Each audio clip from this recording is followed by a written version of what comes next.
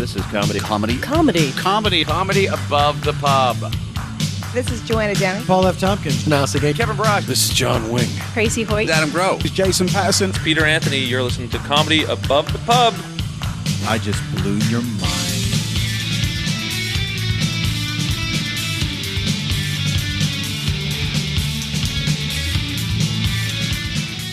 Hey there, folks, and thank you for coming back to Comedy Above the Pub. We're at Season 1, Episode 09, and we got a very, very special treat for you. Not only do we have Ian. Oh, yeah. Yeah.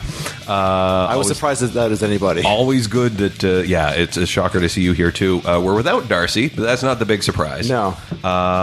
We have, all the way from the U.S. up here, doing shows at Yuck Yucks here in Toronto, Anthony Jeselnik. How are you, sir? Great. Good to have you. Be a special treat for everybody. You got a treat. You got a lovely tour of all the side streets of Toronto. I'm glad I could provide that for you. It was awesome. How'd you like it? What'd you think? I feel like I really experienced the film festival. Yeah. You know, it was awesome. You got to see all the ethnic neighborhoods, trying to hide in alleyways. That's usually how it goes. Yeah.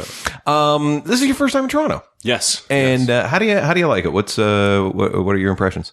I really like it. You know, I've been to Montreal and Vancouver. Toronto's a little different than Montreal. I think if I see a beautiful woman in Toronto, I'm not sure she's a stripper like I am in Montreal. Right. And the crowds here have been great. Uh-huh. What else can I say about Toronto? I don't know. I mean, I've only been here. I've been You're here saying it like a local too, by the way. Yeah, that's what people There's say. people go like, where you can always tell when people aren't from here because they go, "Oh, you're from Toronto." Yeah, and they always just like, "Wait, slide that in. That's nice." Yeah, well, thank you. You have assimilated nicely. Thank you. You had Tim Hortons today. Very good. Yeah. I'm doing great here. So the shows are going well. Great. And this was all organized kind of independently. Yeah. Which is great through David Andrew Brent, local comic here. He got in touch with me and said, I'd love for you to come do my show. And people, will ask, I'll get an email like, hey, come do my show in Miami. I'll give you $200, but I can't put you up or fly you out. And I'm like, Right. why would I ever do that? Right. When David For the love of the craft. For the love of the craft. Yeah. For the love of being a financial idiot. But David got in touch with me. I said, yeah, if you can, get me up there, great. And he put it together with the owner. They liked my clips, and now I'm here for the weekend. That's great. cool. Yeah. Now, how long in advance is this sort of thing going on? Has it been was it kind of instantaneously over the past month, or was this more like a 6 month? A couple months ago. Yeah. In the past few months, I had to move the date last minute because I got another gig. It was supposed to be next weekend, but they brought me in this weekend instead. It's amazing.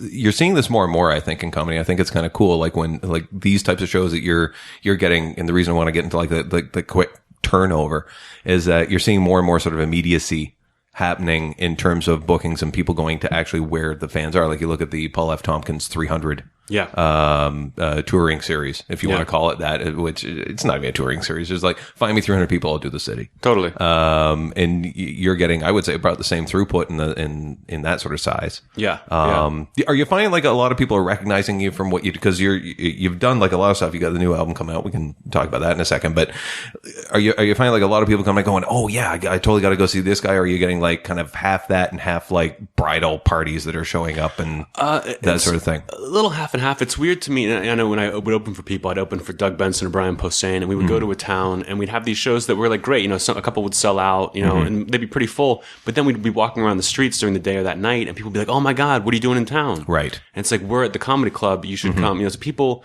I think I've been getting more and more fans lately.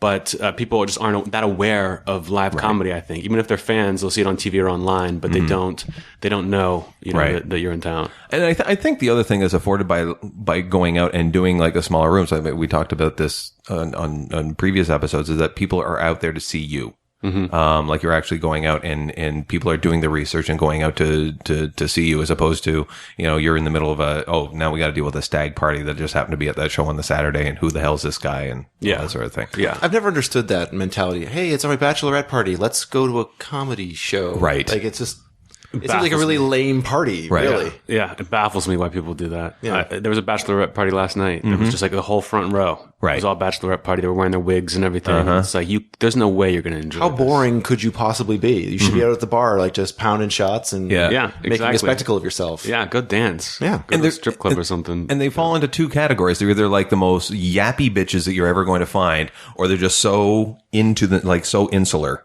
Yeah. that they're not going to crack. And that happened to me in Montreal last time I was out there. I was hosting. It's like someone comes in with like the tiara and they're all wearing like the Ms. Bachelorette sashes, like whatever. And it's like, okay, so I got to deal with this before we get on to the headliners and the acts and stuff like that. And I said, so what are you guys up to? And nothing, just completely clammed up. I'm like, you knew what you were wearing when you came in here. Yeah. You knew that. Yeah. Oh, I don't get it. Yeah, but sometimes it can be fun. It's always an opportunity. You know, if you just, it's fun to shut them up. Right. You know, it's fun to kind of like I've done shows where there's like 3 different bachelorette parties there, and you just like set them up against each other. You Get them to fight. Yeah, it can be fun, but yeah, for the most part, you don't want to see that at all. Yeah, if I see a large group of girls coming to one of my shows, I'm like, oh, this is going to be Or balloons. This is going to be tough. Yeah. The second you see balloons, just like turn around, walk out. No thanks. You can't. The money's No good, though. thanks. Yeah. Bachelor parties, I think, are even worse because the guys get so drunk and then they want to yell. Ugh. We've talked about this in the previous incarnation of the cast. Like I find I would rather have drunk guys than drunk women. Always. Yeah. Because drunk guys, you can usually just get them to the point where they're either going to shut up or get thrown out. Yeah. Like it's one of those two, you can just build it up.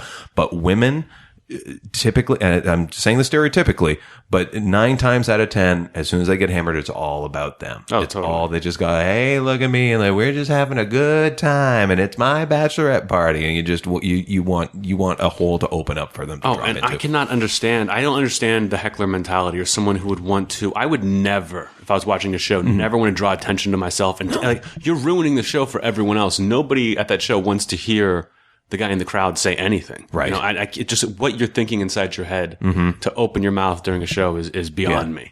And we were talking about this off mic. We might as well bring it up now. Like when you've got the likes of, say, Sarah Silverman, who's garnered attention because of certain bits, and now people are yelling them out like it's a request. Totally. I've never understood that. It's like they're going to see a celebrity, not a comedy show. They want to just kind of get a piece of her, get a piece of that person on stage. And when you know the person's bits, Yeah. like I'll have like the huge fan come to a show, Yeah. and I'll be doing my set, and I'll hear the guy saying my punchlines before I do, Right. Like to his friends, like the person who just like can't help himself. You're Yeah. like, you're ruining this right Yeah. now. Like, don't you understand that? It's crazy. And you say something, and they feel awful. Right. They just don't understand. And it's a weird point of flattery too. I mean, like, because it is a different art form. Like no one would ever chastise you for singing along to a song that you hear a band doing. It's like, oh, I totally love this. You know, unless it's the opera, in which some people will get really angry about. But it's true. Like with stand up, when you're kind of going through that, and you've got someone that is going through that, going, oh fuck, I love this bit. There is that temptation to go, oh, I want to do that too. And like, oh, you're going to love this. And it's like, well, shut up and let him do it. Yeah. And I guess that's just, I don't know, ignorance of the craft maybe, or like, not seeing enough live stand up, or. Yeah, I don't know what it is. Not aware that you can hear them doing it and that other people are being affected by that. Right. That's certainly part of it. Yeah. It must be a sort of a weird feeling as well. Like when they're coming out, like you as an artist, you've got the things that you want to go through and do. I still have people like in Ottawa when they come out and see me going, we were hoping you'd do that bit. Yeah. And I go, what bit? And I go like, oh God, first of all, I can't even remember how that one went. Yeah. And secondly, you laughed at that and liked it? I mean, that's like 3-4 years ago. Like, oh, okay, well, by request. Yeah. Have you ever done request bits? Have you ever had that totally. happen? Yeah. Especially now that I'm like trying to turn over, the set. People, sometimes at the end, if I've got time, I'll say, does anybody want anything? And there's a couple bits I've like taken out just because I've done them for so long. And if someone asks for that, I'm happy to do it. There's no problem with that for me. Yeah. Yeah. And you, with the album that you've got, you're going to be kind of, using that as an opportunity to kind of float that out. I know a lot of the guys, like when they create an album, it's like, okay, those bits are done. You don't ever need to do them again. You want them, hey, here's the CD and go have them. Yeah. Is that your retirement point, or are you? Kind of. It's definitely a cutting off point for me, but also I've started headlining in the past year, and I need that material. If I write all my jokes are 20-30 seconds long, so I pretty much, and I learned this from Brian Posehn. He did an album, and then he would be touring with that, but he would just try to replace it. Replace everything. And then once he had a whole new set, then you do the next album. Right. And keep on doing like that. So that's what I've been trying to do. So I've got maybe, 10 new minutes that's not on the CD at this point. I recorded it in May, and I have a new 10 minutes in there. And just, hopefully in the next year and a half, 2 years, I'll have a whole new 45. And the album comes out on Tuesday the 21st, right? Yes, September 21st. You can download it anywhere, iTunes, Amazon, and then hopefully at some point it'll go into stores too. Yeah. That's how Comedy Central's doing it now. Like they used to be just physical albums. Now it's the digital downloads. If that sells well, then they start printing physicals. Yeah, well, they say that like 80% of comedy albums are bought through online, through iTunes and stuff, downloads now. So there's no huge, reason to put them in stores. Right. But at the same time, as someone who grew up like always checking out the comedy section, in the CD place, like I want to see that album in stores. Yeah, I had an online comedy store, and this new development pretty much spiked that. Yeah. So I'd just be mailing out CDs and DVDs left and right, and it's like, oh fuck you, iTunes. Yeah. My buddy and I had that idea in '94. It was like we're sitting around in an office, in a box office in a theater, going, what we should do. And this is just when the internet sort of started up, and it's all dial up and slow as hell. When it was just the one tube. Exactly. And they had the my buddy was saying, what we should do is just like, how there's only, because we were in the habit of buying albums for just one song, and then the rest of it was all crap. And he's like, we should just have it where you can buy the one song for $1. And I go, that'll never sell. No way. You got to dial up. You have no idea. There's just so much technology that has run amok. Like when the internet just sort of started up in its infancy, when it was all dial up, you couldn't even perceive the fact that you would now get it wireless. Yeah. And there was so much technology built on. I remember guys when they're having their houses built, they were putting network wire through it, not even knowing that it was, I'm going to be set for life. And like, you're an idiot. Wait for 5 years. Yeah. What do you make of that? Like the accessibility, because we've had some folks on the podcast previously that are going through sort of like the same sort of marketing thing. It was Steve Hofstetter who put his out as a pay what you want album, and by circumventing like all the labels and stuff like that, you're really just dealing with the artist. Totally. Which is kind of fun. And I think the internet has afforded that. Like, what's your take on that? How do you're not doing this sort of formal record label yourself, actually, it's through Comedy Central Records. Oh, okay. And the reason I did that, I thought about some other things. Maybe go through Sub Pop, like David Cross does or something, which is a kind of a cooler thing to do. But Comedy Central, I thought that this first album especially is going to be something that like people will discover me through, and that Comedy Central is so huge in the States that they are comedy pretty much. They've kind of been buying up everything that I know they will promote me because it's in their interest now to do so. So it's like kind of setting up that relationship. So down the line, I'll do the hour through them, and I'll do this and that. That I thought that was a big part of it. I'll make less money on the album, sure, but you can't even think about making money through your album. I think that's why. You can have somebody pay what they want. But Hofstetter's had like 2 or 3 albums out now that now you can do that. But for your first album, it would be a disaster. So hopefully, this will serve me well. And again, you'll make money. People steal it illegally. And that's fine. That's how I'm going to get it. I'm going to get it off Ian. That's, he'll pay for it and then I'll... Quiet, Todd. We've talked about this. So the name of the album is Shakespeare? It's coming. When's that coming out? This Tuesday, September 21st. Oh, okay. So probably by the time this airs, you'll be able to pick it up. Probably about the time this airs, it'll be about 2 months ago. Actually, no, we're putting this out next week. It'll be out 4 days after the album is released. So make sure you go out and get it. Why'd you pick Shakespeare? I really wanted like an indie rock title. You know what I mean? I was like, I'm one of those comedians who just like, I compare comedy to music a lot. Right. And it's not a favorable comparison usually, but I'm always kind of thinking in that. That's always the comparison people go with. Yeah. Like we've already done it twice during this episode. And we're not even 13 minutes in yet. But okay, so why, like indie rock, you see Shakespeare? I just wanted a cool title, and my manager kept saying like, no, like you don't want anything that sounds like you don't want to sound like a badass. You know what I mean? You don't want to kind of set yourself up for standing on the abyss of hilarity. Yeah, exactly. Or like, what were some of the titles? One was like, "Are you there, God? Go fuck yourself." Right. They were not with that. Okay. And I think at Shakespeare, I was just like, I was so sick of throwing out titles that were getting rejected that I was like, all right, I'll use a title from.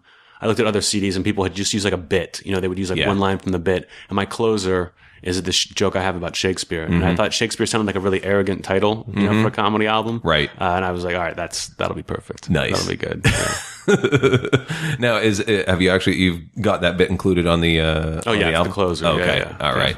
It'd be hilarious if he didn't. Exactly. Yeah. So people going, he's going to be getting to it soon. And like, no. Who was it? I think Brian Regan has an album called Brian Regan Live, and it was supposed to be called something else, like the name of like a bit or something he does, and he just forgot to do the bit. So afterwards, he's like, has this title, and he's like, wait a second, I didn't do that bit on the album, and so now it's just called Brian Regan Live. I thought that was great. An absence of a title. Yeah. What's that? That should have been the. It should have been that title. just like Brian Regan, Untitled. Yeah. Yeah.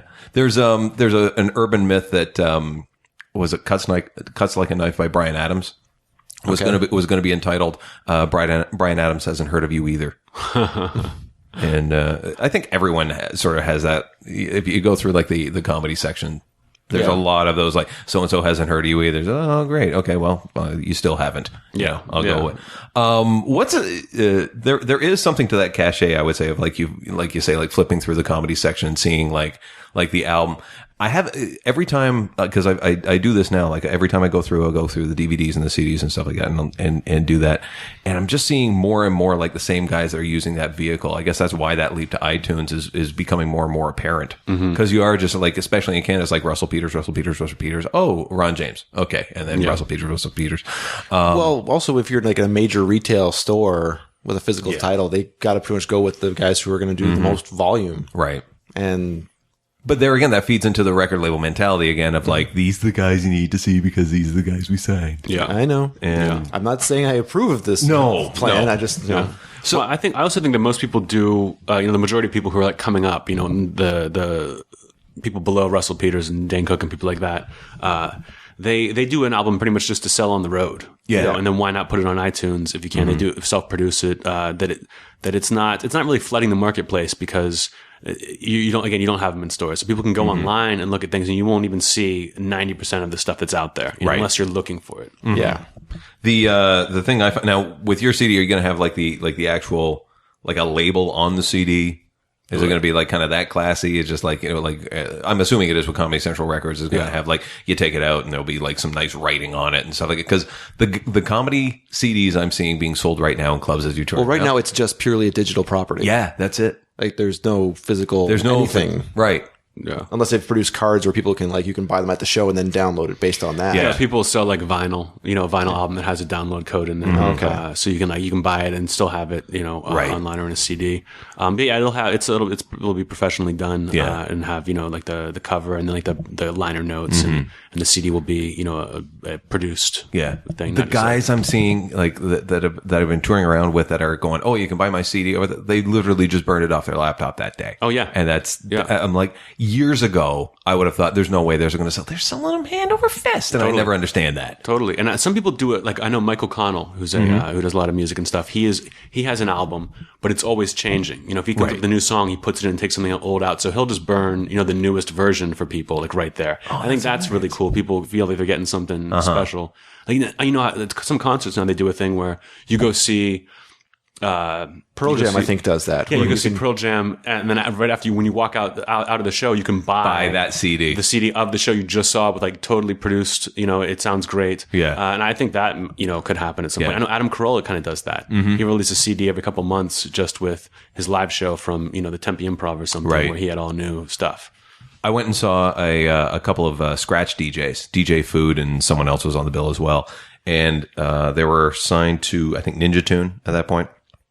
And said, they stood up right before the show and said, this is the album that we're doing right now. And so they just went and mixed it all together. And is like, you can buy it right at the back. And as soon as I was halfway through merch table, give me this. This sounds amazing. Yeah. Like, it's neat to have that sort of dynamic. I mean, like when you're going through and doing shows, like how long did it take you to build up the material for this album? Oh God. I mean, my whole career, leading up to this, I started out and I did for the first year or so, I kind of told stories. I had taken a comedy class where they taught you like, talk about yourself, do this. Right. And it took me like a year to kind of figure out like, I don't like that. I don't want to do that. I would need to find something else. And I kind of, then started to search for my own voice after about a year and found it. And yeah, so it's been like 7, 8 years just building up this material. And now hopefully, I hope that, the next one will come a little quicker. Right. That you've, got some tricks. And after writing for Fallon, for a year. Right. You're writing 80 jokes a day. That certainly helps to get things out of you. Yeah. I'm just, comedy's fascinating to me. And like, I'm always trying to get the most productivity out of myself that I can and like try to write the most jokes.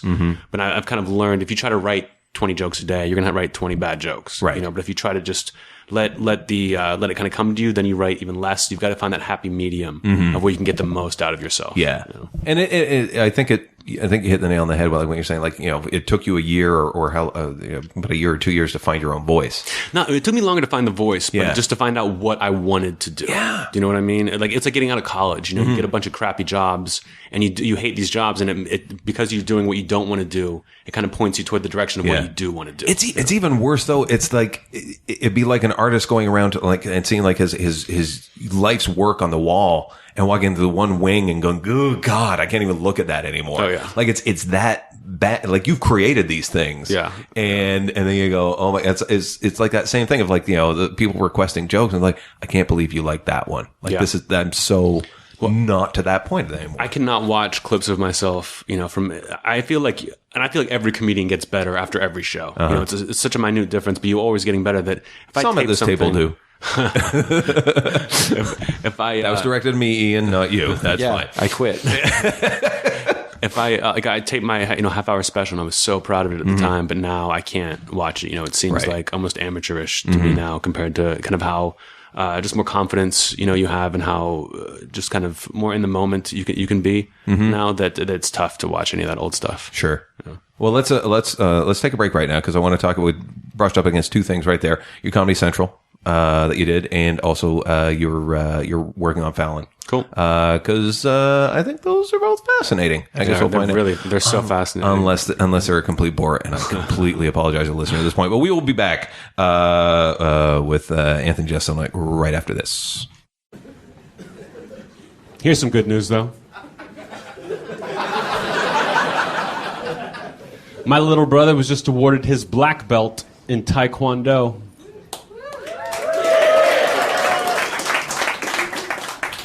Thank you. Ninja. No, let's talk about this. What's your name, Ninja Man? Christian? You just had to yell out ninja, huh?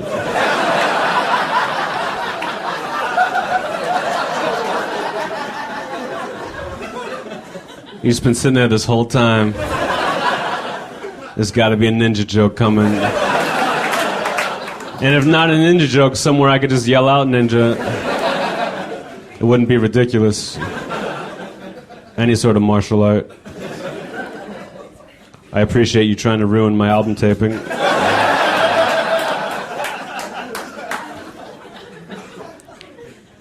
What's your name? Christian, I already asked you that, I'm sorry. What do you do, Christian, when you're not fucking up shows? No, why would you apologize? That was great. If I was like a real comedian, I would have had ninja somewhere in that joke. That's why it's like a give and take with the audience, you know what I mean? Where are you from that you know so much? From Jersey? That explains a lot. What do you do in Jersey? I live there, but I work in the city. You work in the city, but you live in Jersey? It's smart. Everybody loves to commute. What do you do? And please, please tell me you're a fucking ninja.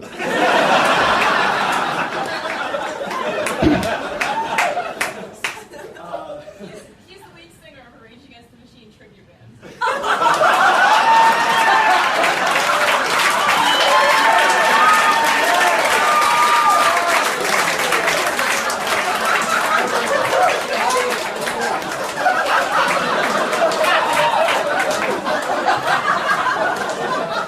What a coincidence. The lead singer of a Rage Against the Machine tribute band. That is 180 degrees away from Ninja. How's it going with that? Pretty good? I don't believe that for a second. You know who makes more money than a Rage Against the Machine tribute band? Fucking ninjas.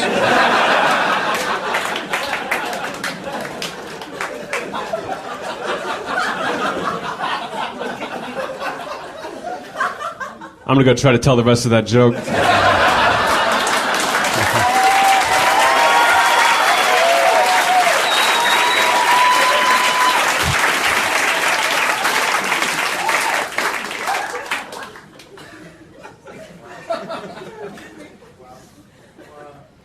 This next joke is called The Government is Corrupt. Let's go!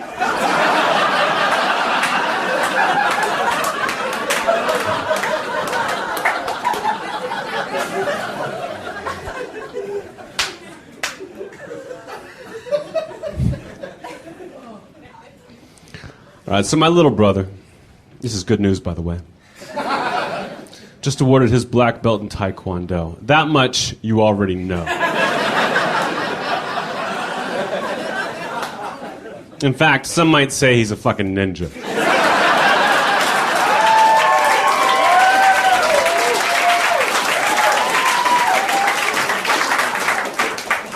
A ninja who's really concerned with the Native American community.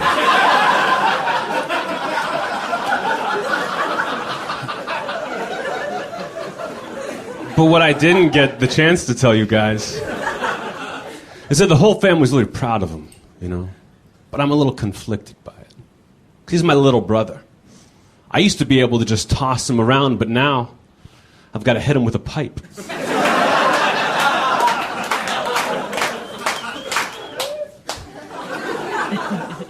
This is Allison Smith, and you're listening to Comedy Above the Pub. Hey there, folks, and thank you for staying tuned. That was, you know what? We threw in a little clip of yours. Oh. If that's a bit of an ambush because I didn't ask you before. Can we do that? Is that all right? Absolutely. Okay, so we'll grab something that's hopefully off the new album. The new album, Shakespeare. Sure. We don't have any idea where we're going to get it. We'll get you in contact. You know, with there's Darcy. a thing online. There's a couple clips online. One is like just one track they kind of put out as a sample? A sample, yeah. And then the other one is I had like a bonus track where I dealt with a heckler. Right. It was hilarious in the room, but then just wasn't. I didn't want to put it on the album. Yeah. And so it's just kind of a bonus track floating out. That's the beauty of bonus tracks. Yeah. Whenever it's like, we'll make that a bonus But track. it's like an unofficial, like it's not on, you can't get it with the album, but you can get it like as a free download Right. for whatever. So it's kind of part of the album, but unofficially. Uh-huh. You know? Yeah. By the way, that's Anthony Jeselnik. Jeselnik. I'm sorry. I knew this was going to happen. Fuck me, because I never realized how important Darcy was to this process. No, he was, and because that stutter step off the top was phenomenal. It was brilliant. It was fantastic, and I knew something like that was going to happen this episode because I'm still fucking jet lagged. I have not been in this country. Sure, Todd. Blame Italy. I'm dead serious. I haven't been in this country 24 hours yet, and I woke up at 5 in the morning after waking up at 2. Like I forced myself back to sleep because I knew if I got up at 2, it would just wreck me for the rest of the day.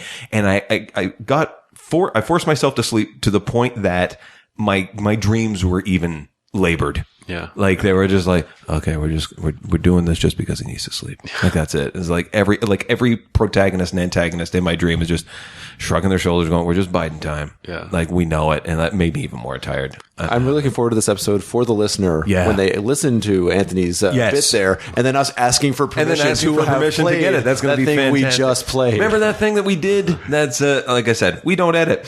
You because we were talking about this because I just got back. You spent some time in Germany. You toured around.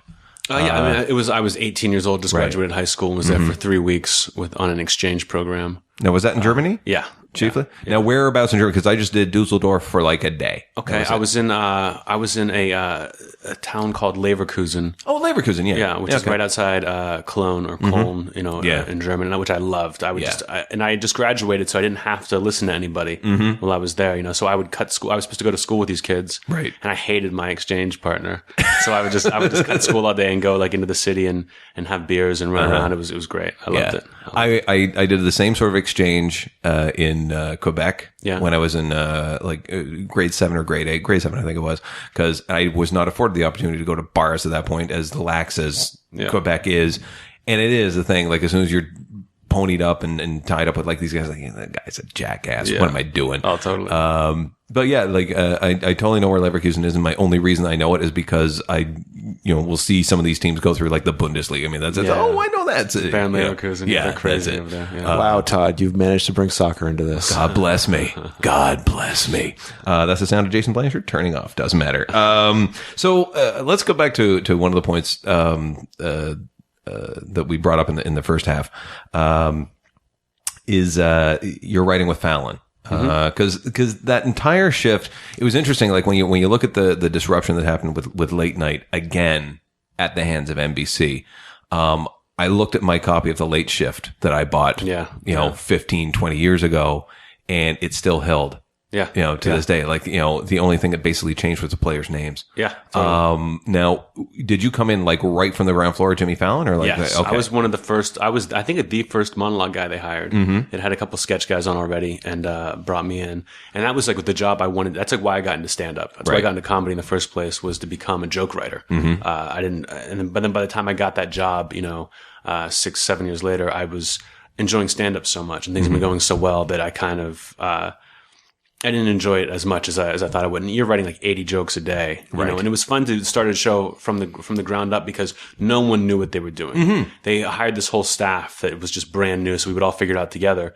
But you're trying to find Jimmy's voice, right? And so you're just you're throwing everything at the wall because there's no template. Like I know on Conan, people would say we write 10 jokes in the morning, each person, send them in. Conan looks and we write 10 jokes in the afternoon, and then we use that and we put it together. On Fallon, you're writing 80 jokes, 100 jokes a day. You're just throwing them, just throwing them out there and hoping, that he'll find things. Because it's like it's Jimmy's uncomfortable too, so he's trying to figure out what he wants, and it changes day to day. It was really tough, a really hard process, but incredibly rewarding. And when I left the show after a year, I told them I wanted to go do stand up, and they understood. But I felt like it took me like a month to decompress, and then I felt like I had been working out for a year. Just in a gym and not realizing how strong you are until you kind of you rest up, and then you come out and you're like, oh my God, I'm a lot better of a joke writer now for having done that. Now, to write for Jimmy Fallon, I never saw him as is his background in stand up? I don't think it is. He had done stand up, but he would just go up there and he'd like sing a couple songs and do some impressions, and he was great at impressions. He was a radio guy, wasn't he? Isn't that what his background was? No. Because he got an SNL when he was like 18, 19 years old. I think he went to college for like a year and then left. He may have done some radio stuff. Okay, but I had no idea Jimmy Fallon did. Yeah, he was a young stand-up. It would just destroy everywhere. Why am I confusing Jimmy Fallon with someone else? You're thinking because you're horrible. Jimmy Kimmel. Yeah. I was like, wait, yeah. But that was like to come in on that show, like when you look at the shuffle that happened originally that put Conan O'Brien in, everyone thought that was a weird choice. No one had heard of him, and it took him a while to get on his feet and make that show what it was on NBC late night at that time. For Jimmy Fallon to come in, at least he was a slightly known commodity through SNL, the couple of movies that he had done. Like, what was that process like? Like, how weird was it to, like, did you guys get a sense of what the strengths and weaknesses are of that show at that point? Was there a sense of like being in the NBC organization? Did it seem like this was the right choice or the right choice now as a host? Like what was the vibe at that point? Oh, the vibe was certainly that it was the right choice, but it was just a blank slate. We're trying to figure out, we tried to talk Jimmy into doing not doing a normal monologue, coming out and just talking about his day. Well, then you would have been fired or something. We would have had something to do. It wouldn't have been just like, here's like 10 news stories, throughout the day.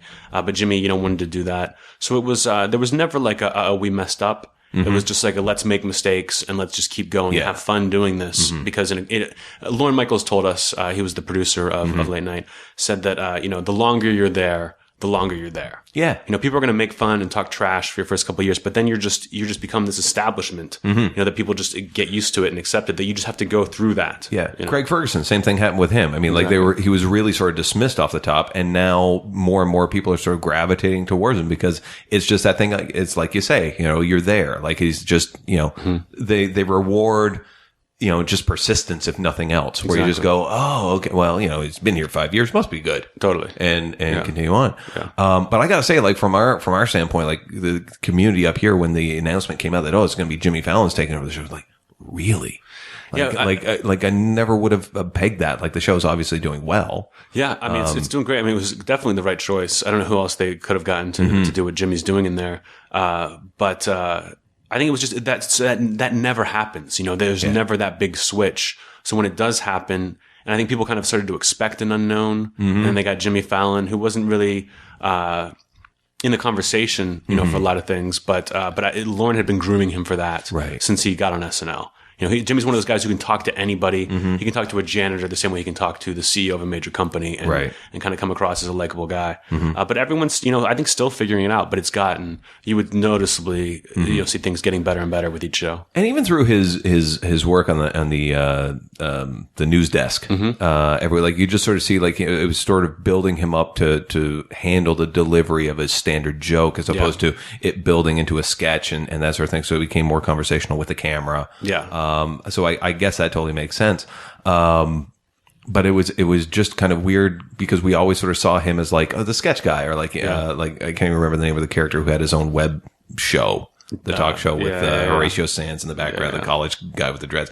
Like I always sort of like that was my go-to image of him. Yeah, and it's like, well, what's this show going to be now? Is it going to be an hour of that? Is that? Yeah. You're right. You got to find. Like it took us, I don't know how long to figure out what we were doing with this thing. Yeah, and we finally just had to like cut and run and go. Okay, we're starting over, and we're doing what we want to do now, which is and you have us to blame / thank for that. Now you've also in yourself as a performer have done like a lot of other late night shows. You've done Jimmy Fallon's show yourself as a stand up as well. Yeah, I was the first comic to do stand up on that show, which was great. Foot in the door has its privileges. Yeah, they like came in like that day at like 1:00 in the afternoon. I'm like, how much time do you need before you do a set? And I was like, a day would be nice, so I can get like, because I'm like, I've got a beard, you know what I mean? I'm just not even like, I'm just like a show clothes are 3 hours away. Exactly. And they're like, well, how about tonight? And I probably would have said, I'd rather not, but I knew it was to be the first comic on the show. Right. One of my friends, Nick Thune, had just gotten booked that day and he was going to be on the next week as the first comic. Right. And I was like,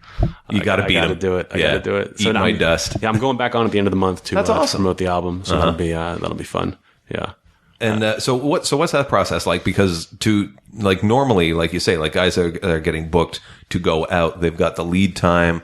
They figure out they've had guys that have kind of or like they've been able to go out and shop that set around, get it tight, and then go. It's different. I mean, the first time when I did Premium Blend, years and years ago, I ran that 7-minute set for months, right? Months just to get it, like just so I could walk out, and you're gonna be so nervous that you want to just be able to say it, without having to think. And then the first time I did Kimmel, I think I did the same, like 5-minute set, ran it for a couple of weeks. But now, like when I did Fallon, I had them write my jokes down on a board, right? And I just walked out because I had no time to prepare. But you've done it enough that you can pull that off. Yeah. I remember I walk out there and they had written the name of my jokes in blue ink on a card. So that was just your set list right there. Yeah, my set list right there. They're holding it up, and as I get out there, I realize that it's dark over there, and I can't see. Oh no! What it says, and I'm just like, all right, let's do what I can. So what'd you do? Spritz? I just figured it out. Anyone from out of town? I just figured it out. Yeah. It's just you do it long enough, and you just don't panic in those situations. But here's the thing too. Like, how long had you been working on the show at that point? 3 months maybe. 3 months? I came on before we started airing. Right. 3 months before we started. So even with that, like you've got the comfort. First of all, you got the comfort of knowing all the staff, so everyone's going to be supporting you. Oh, totally. At that point, yeah. You're seeing all these people. Like it is kind of like home turf at that point. So I guess it would make it if it was like you're doing Letterman tonight. Yeah. Here's your suit. Go. Yeah. Then you'd be shitting yourself. But like at least with this, you've got. I could see where that would sort of make it a little bit more mellower for you. Yeah, and I mean, I had done they did a rehearsal show where I did stand up on it, so I kind of, I'd already done it, a few weeks before. But I think now I've just done it enough that there's nothing, especially after doing like the presents. That was such a big thing that I don't think, until I do like an hour special, I can't imagine anything really kind of throwing me off at all at this point. What do you see as a performer the differences between the different late night shows you've done? Because you've done Fallon. I've done Fallon, did Conan, did Kimmel, and Carson Daly. Yeah. Okay. Yeah. Now, of those, what would you say is the difference between the four? If I may guess first, go for it. Fallon, like we've described, very homey, very sort of very comfortable because you know what's going on. I would say Kimmel as just being kind of like a frat house backstage where you just kind of get to come out and it seems a little more kind of off the cuff. Yeah. Whereas I see Conan, again, strictly guessing, way more established. Like this is going to almost Letterman-y, and Carson Daly, never seen an episode, so I wouldn't know. Yeah, Carson, we don't get it up here. Like sometimes, people will be really like, like Kimmel was like, we need to see your set, we need to go through it, and like make sure you don't say anything wrong, or like do this or that. And it took a week. Carson Daly, a guy came up to me right before I walked out on stage and said, "You're not going to swear, are you?"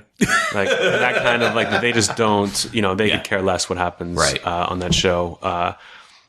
Conan was great because it was just being on that show and being a comedian on that show. People already kind of accepted you as like in any kind of weirdness.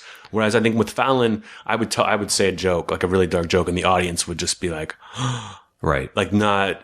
They like want to support you and laugh, but they were just like so kind of taken aback because the show was such like a fun time. Let's all have fun and enjoy each other. That I think it was a little too dark for them. But I think I'll remedy that when I go back in a couple of weeks. But they're all a little bit different. But you pretty much just have to go and do your thing. And I think comics watch each other's sets on late night TV, and they're like, oh, he did this. Oh, he looks a little nervous. Oh, he messed that up.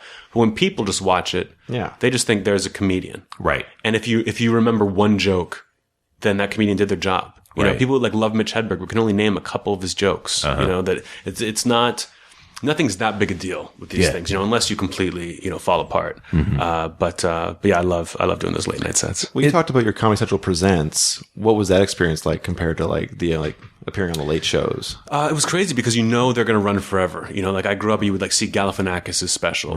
Come on, it would just be run all the time. It's there forever. Yeah, and it's like it was a big deal. I mean, when I started out doing comedy, if someone told me one day you'll get to do one of those, I would have thought that will be my career. You know? And then you get it, and I was like, and all my friends have gotten them. They go through the same thing where they just work out all summer. They're lifting weights and they're running their set and they have it all down. Yeah. And they get the they dress up as much as they can and go out and do it. And when Comedy Central edits it, everybody looks great. But that was a big one for me. And you do them two at a time when you tape them. Like it's you and someone else. Yeah. Who was the other person on yours? The other person was Doug Benson. Oh wow! Nice. We had been on tour together, and he had told me the story. He'd just gotten his second one. He was like, and I had been going, hoping I would get it that year. And he was like, please, do it with me. Because when Doug did his first one, he was with Corey Kahaney. Okay. He went first and then Corey Kahaney went second. I don't know if you're familiar with her, but she was a comic on Last Comic Standing, like the first season. Right. So she had all these fans at the time, and it was all these like older women who came out to see her. And so Doug wasn't happy with the set because the crowd was just waiting for her. Right. So Doug's like, come with me. That way we don't have to deal with that. So then I go and I do my set, and I had, a really good set. But then I walk off stage and Doug comes on, and I see everyone standing ovation when he walks out. So the exact same thing happened to you. He's my Corey Kahaney. Right. Yeah, exactly. Yeah. Exactly. But they were still like engaged and enthusiastic. Yeah. And whereas Doug got, if it's the old biddies for But I will say this, if it is a Doug Benson show, you're getting them stoned anyway. Yeah. So that's fine. Yeah. It all works out. You got a lot of knowing grins and nods and stuff like that. Do you, it's funny when you say like the kind of the difference between those two types of things. I think it really depends upon the comic, like how they sort of break out. I mean, like it used to be when late night TV was the only sort of vehicle you had to get stand up out there. Yeah. That's what made you or broke you. And now I find it really depends upon the comic of who it is that's going to do that. Because sometimes it's the Comedy Central that does that. Sometimes they've already established it through their own. Like I remember seeing Russell Peters' first network performance he ever did was Jimmy Fallon. And from a comic standpoint, he didn't do well. Yeah. It's not hurting him. He's in the top 10 grossing entertainers of all time right now. But because he done comedy now before then, and that was what circulated virally to raise his profile. Yeah. So by then he's already a known quantity. He wasn't breaking based on Jimmy Fallon. But even so, like you watch that performance, like there was like a couple of Canadians in the crowd that were yelling out during his set, and he had to deal with them like they were hecklers, and just like. I can't imagine what that would be like. Oh, it's bizarre because you only have 5 minutes. Yeah. But it seems like you're up there forever. When you go out and do it. That if anything like that happens, if it starts to kind of go a little weird, it's tough because you can't. Like I drink before I go out on stage for a late night show. I have 2 shots of vodka because you don't have time to loosen up. Right. You've got to go out and be loose, and you've got like 4.5, 5 minutes. So I'll have a couple drinks just to get through that first 30 seconds that you walk out there. Yeah. And we are condoning to the young listener who wants to do stand up. Absolutely, get hammered for it. That's interesting. I mean, like there's a lot of comics that say no, I don't do that. I don't do that at all. But I can understand that. Yeah, where you're just like bam, bam. That's it. Have you ever seen like over the course of the show, like working on Fallon stuff like that? Has there ever been sort of like a stand up that's gone up or any sort of performer that has had problems with an audience member or anything like that? Like, because you never see those. No, not really. No, and they can always edit around, things. But yeah, not really. Not really. No. I just remember that Russell Peters needed to deal with two hosers in the back of the theater. Oh, I would have been furious with the audience people. I would have been so mad. See, he was angry. Yeah. The brow got knit, and he's just like, totally thrown. He's like, where am I now? Yeah. Now with the tapings for Comedy Central, do they? Because we've had folks on here that've done the Comedy Now and the shows for Comedy Central here. Yeah, live at Gotham, and that sort of thing. Are you able to stop at any point? Like if you don't, because I found this bizarre, because I haven't done one of these yet, but we've had people tell us that you can come out, and if you don't like the way a joke went, you just yell stop. Yeah. Oh, you don't have to say stop. No? You can just say, I'm going to do it again. Or like I would take a break to wipe sweat off my brow, or take a sip of water. I had the stool kind of off to the side. Mm-hmm. So you walk off, and it's weird because the audience doesn't really know. The audience treats it like it's a normal show. Okay. But yeah, you can just stop and redo something if you want. Sometimes it goes worse, Right. But usually if I got to tell that joke again, please give it up. They go even crazier. When you tell it the second time. Yeah. I didn't tell a lot of jokes again, but I did take a couple breaks just to kind of take a sip of water and freshen up. I'm going to go ahead and describe it. If the listener wants to see an example of this, check out the Mitch Hedberg extended edition of his Comedy Central Presents, because there's lots of that in there where he'll just take a break and just rework it. He's sitting down at one point. And it's great to watch because it's still a great show, but it's just that little wrinkle behind the scenes. Yeah. I like picturing you taking a break, like literally taking a break, like, doing a Sudoku, making a sandwich. Why? I mean, I realized that like Comedy Central, the people, it's such a big deal to the comics. And then you get there and you go to watch someone's episode, and people from Comedy Central are walking around in the back talking to each other. Like somebody's walkie-talkie, somebody tried to turn it off, but turned it all the way up. Oh. In the middle of my set, I just hear this, like somebody talking for like a minute, as loud as possible, like into this walkie-talkie. And I'm just standing there like, I got heckled by some people who would just yell out random, like trying to be like, yay, or like something screaming. And I'm like, shut up. Mm-hmm. And then they would keep doing it. And no one from Comedy Central ever went and talked to them. Right. And they're just like, nah, it doesn't matter. Like we're just taping this and it'll be done. It drives you crazy. Yeah.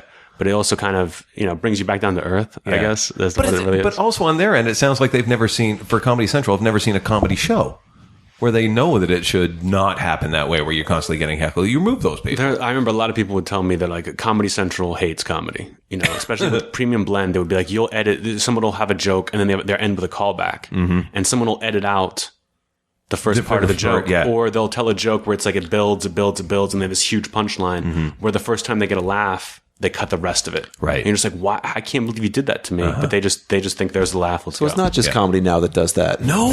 I was going to say, bring up some of your editors, but now it just sounds like there's a school where they teach you how to take the unfunny or take the funny out of something and make it completely unfunny. Yeah. And I mean, it doesn't really happen to me because, you can't cut any part of my joke without cutting the whole joke. But, but yeah, a lot of my friends go crazy for that. Mm-hmm. Yeah. There's I think there have been times like, someone has said like, the best recording they had is like they had an in with the recording in that they could actually sit in the studio and go, okay, how does this work? And where's the phone? It's like, okay, where do you want this edited? It's like, we need to shave this down. Are you comfortable with this, this, and this? Yeah. I mean, I edited my album, along with the guy who did it. And I would just, he would send me it and I would give him notes. Like, I want these 4 seconds of silence gone.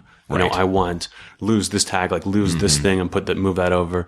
That it was pretty easy to do. It wasn't that tough. Mm-hmm. But again, it's like, but you better than say some anonymous, Comedy Central intern who may have to make the decisions on those cuts. Oh yeah, I remember when I watched some kid on a co-op position of some sort. When I just chop the last 15 minutes, we're done. I watched my presents and they cut one of my best jokes, like my second joke in. They just cut it for it killed in the room. Like there's no reason they should have cut it, and they just cut it just for like time. Yeah, I'm like, I can't believe that they would do that. Of all the jokes they would cut, like because they don't care. They don't understand. Well, I wouldn't even say they don't care. I mean, like they just look at it from, I know I need for my job to get this amount of time out, and so here's all the raw material, and they have no idea what your favorites are. Yeah, why would they? Yeah, because you're not saying them. No, make sure that this, and this are in there. Yeah, and maybe they're just looking at it from like a sound continuity. Is like, oh, the way his voice went at the end of this that's going to map in better, and Yeah, I don't know. So don't record comedy, only go live.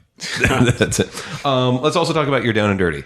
Oh, Down and Dirty, which sounded fun. So to the listener who doesn't know, it was a show on HBO. I think they did 4 episodes, maybe 6 episodes of it. It was not received very well by the network, but it was great. I think Jim Norton had a really big fan at HBO who, like, once they started to film it, that person got fired. You know, somebody else got moved up who wasn't that big a fan, right? And just kind of just put it on at midnight, but it was such a fun show to do. It was like everyone, you know, they wanted, it's called Down and Dirty. They wanted dirty stuff. And it was great for me. There was a lot of people who don't really get to go on TV because they're so dirty. But I had like compiled this wealth of jokes that they would always reject from my TV sets. You know, so I got to do just like 10 minutes of those jokes only. Right. That was absolutely awesome. And, that was a show where I would come and see rehearsals because you'd get to watch Andrew Dice Clay, like rehearse, you know, and it would be so hilarious. Everyone was so much fun. And Lemmy, the guy from Motorhead. Yeah. I was like, the DJ or whatever. Like, he would just kind of hang out there, but that guy drinks like crazy. Oh yeah. Jack and Coke. And my first day I'm there, and I'm not taping that night. I'm just there to watch rehearsals. And somebody's like, "Do you want a drink?" I'm going to the Lemmy's dressing room to get him something. So I would just sneak into Lemmy's dressing room whenever I knew he was on stage and just pour myself like a Jack on the Rocks. Nice. And when you watch that taping of me on Norton, I am like in the bag. But I knew that if it's a dirty show, and I know what I'm like, I just knew I was going to destroy. Like, I knew that there was like no doubt about it that I could go out and just be totally loose. Right. Maybe a little too loose. I remember I told a joke backwards and like still got laughs. I was like, oh. We call that a Stanhope up here. Now, did they tape multiple episodes at the same time with that one as well? Or? I think they taped, maybe it was only 4 episodes. Yeah, I think it didn't run very long. Yeah, I think it was 2. I think it may have been 4. It was like 2 episodes one night, 2 the next. Right. Okay. Something like that. Because Jason Rouse, Toronto product, was on that show. Yeah. He got cut out. He got cut out. Yeah. He got him. Andy Andrist got cut out. Andy was like really kind of like nervous. I think he did with like a stand up as like a week, like where all his friends come in and they all just do drugs for a week. And he came right from that to do the show. Boy. Okay. And so I think he had a tough time. And Jason, they were like, they had to do a run through the night before we did it. And they just said, like, they just put a sign outside of Comics in New York saying HBO showcase and never said dirty once. No. Yeah. So I came out to open.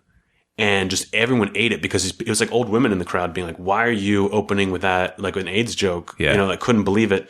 And Jason went through and had like a bunch of stuff about like retarded kids and like things like that. And they were like, "You can't do that." And he's like, "What do you mean I can't? This is the dirty show." Right. So just went and did it anyway. And they were pretty upset. And I think they went. I don't know why they didn't just cut that joke out, but they just ended up cutting him out completely. So so let's actually delve into that a little bit because there's so much, I wouldn't say controversy, but just like misleading information from both the publicity side or whatever. Like whenever you're doing like a dark show or a dirty show, like even as much as you publicize it, there's always going to be walkouts of like, well, I didn't think it was going to be that dirty, and why are they doing that?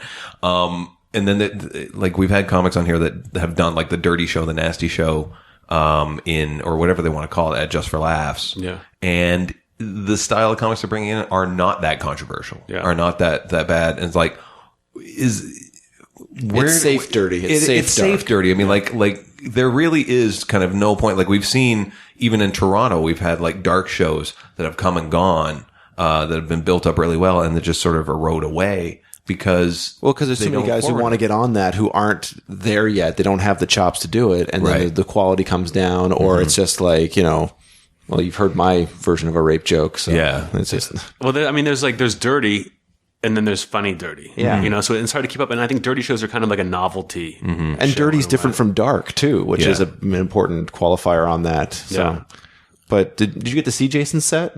Like, I watched the video clip, and it's like, this is great. Like, yeah. And it's standard him. It's him. Yeah. It's exactly him. I think apparently the issue was, like, I think there's some member of the production team had a retarded family member or child or something in there. And that's why it was. I don't think it's not. I think the retarded has become. I even talk about it on stage, how it's become this like untouchable thing. I feel like out of nowhere. Because forever when we were kids, it was like the go-to. Yeah. You know, that like all of a sudden it was like, no, you can't do that. Right. Just put something in someone's head. But as a comedian, that makes me furious. Like I have a bunch of jokes about domestic violence, a bunch of jokes about retarded people, just because I feel like you should do that as a comic, you know, and people, I was talking about this with Mark Maron the other day about like, I've got a lot of jokes about suicide and people get so upset about it. But if you see a movie where someone kills themselves, you don't get upset at the movie. No. You know, if you read a book where that happens, you don't get upset about the book, you know, but something about joking about it really ticks people off. But as a comic, it's your job. to do that. Where if it's not your job to do it, you have a built-in excuse to do it. It depends upon your point of view on it as well. I mean, I'm a firm believer that you can take anyone through a journey of suicide, talking about retards or rape or there's a retarded suicide abuse. Yeah. And you can take anyone through that, but you've got to have the context. You got to nail it. You got to nail the point of view. You've got to make sure that everyone understands what you're on about. Yeah. And some people just don't want to take the trip. They hear the trigger word and they're just done. Yeah, exactly. That's shut off, and it doesn't matter what you could say. I had a woman chase me with a chair, metaphorically, but was really angry with me. Look, my mom really doesn't like you, okay? I know, and I didn't think my breast cancer joke would be the issue, but it was. It's like as soon as this woman heard breast cancer, bam! It's like, oh, I can't believe you did that. You're horrible, and she was screaming out at everyone. Yeah, and it's like my mom's a survivor. That's my point of view and background. Yeah, what is people just don't understand comedy. I feel like where they see comedy on TV where everyone's talking about McDonald's or something. Right, they want to hear that, and they can't believe that you would ever try to joke about cancer or some of these other things, And those are the people who are usually wearing sashes and tiaras on the way into the comedy club. That's it. We got to get you back. Speaking of which, the comedy club. We got to thank you very much for coming out here, and hopefully the tour back will be less scenic than we got you there. So so we've got Shakespeare coming out, and people can get that online. Through iTunes? Through iTunes, Amazon. Yeah, that'll be available Tuesday the 21st, forever. Name Shakespeare? Shakespeare. Is it? Your web presence? I've got a website, anthonyjeselnik.com. I've got a Twitter. Twitter. Just found that out today. Very nice. Jeselnik. You have a new follower in me. Very nice. Thank you. And that's about it. Yeah? That's about it, yeah. That's good. Yeah. So where are you heading after Toronto? I go back to New York for about a week or so. I'm going to write on the Night of Too Many Stars for Comedy Central for a couple of days. On the Jon Stewart. Yeah.